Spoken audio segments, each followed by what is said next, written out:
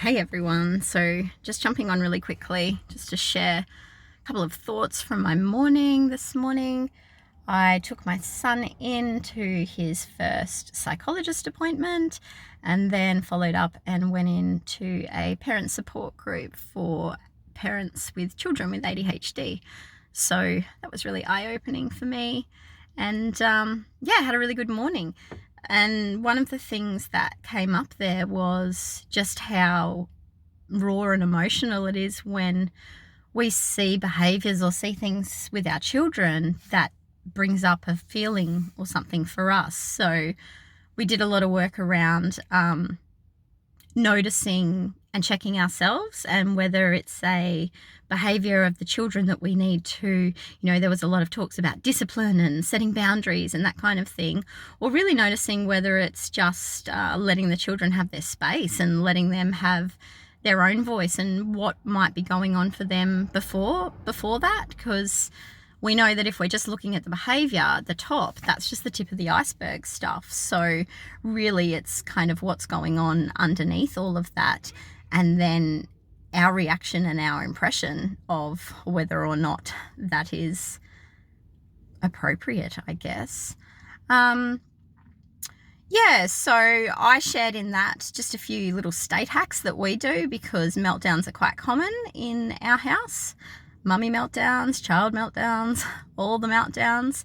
And sometimes we just need to tackle it from many different approaches. And there's going to be those times where you need to get ready and go to school, or, you're out in public and you're in a park, or you've got that doctor's appointment that you've got to make where you can't sit down and emotionally coach your child then. What they really just need in that moment is looking into whether this is their love language and knowing and understanding that. For some children, it's a cuddle. For others, it's words of affirmation. For others, they need to move their body and they need to get out. So it's really just understanding them and then taking that time later on to reflect and figure out, was that really a big deal to the child, or was that just their way of expressing themselves? If they're yelling and screaming and frustrated that they can't kick and throw a ball, perhaps they just feel exactly that. They can't kick and throw the ball. But if they're persisting and they're doing that and time again, and that's making things come up for you, then really we need to check on, who is it here that we need to check? Is it more about what's coming up for us, or is it more about what's going on for the kids? So there's two elements, but I liken everyone really, but especially when we're looking at our children, they're all just little mirrors of ourselves. So quite often it's really painful when the mirror turns back and reflects on us and shows us something within ourselves that we potentially need to work on or explore more.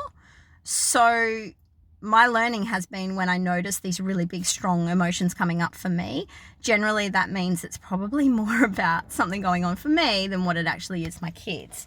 And obviously there's a whole lot of needs going on for my children personally. I feel I'm very comfortable with the ADHD needs and understanding those. However, with my next child, the one with the ASD diagnosis, this is all new to me. Like, I don't identify with a lot of those things, so I'm completely out of my comfort zone.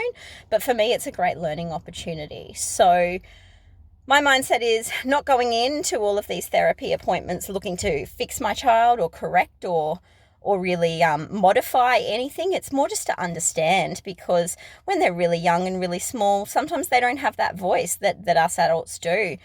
But the fact that we do have a voice, we really need to look at using it and what we're displaying to them and what we do when big feelings and emotions come up for us as adults, and what are we portraying to them. So my top tips: never, ever, ever in the middle of a meltdown is this a time for a lesson.